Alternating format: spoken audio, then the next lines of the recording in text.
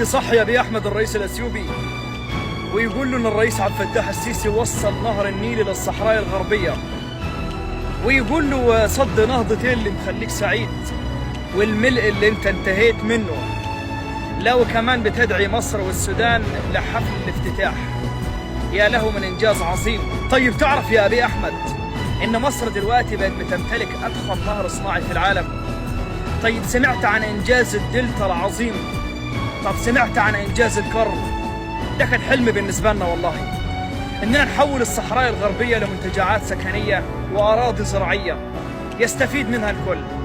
وبفضل الله عز وجل ثم الحكومة المصرية ثم الرئيس عبد الفتاح السيسي بقينا دلوقتي بنمتلك أضخم نهر صناعي يحول المياه العذبة لغرب الدلتا ليستفيد منها الكل، واستصلاح 2 مليون فدان من الأراضي الزراعية. ده في حد ذاته يخلينا نقول تحيا مصر.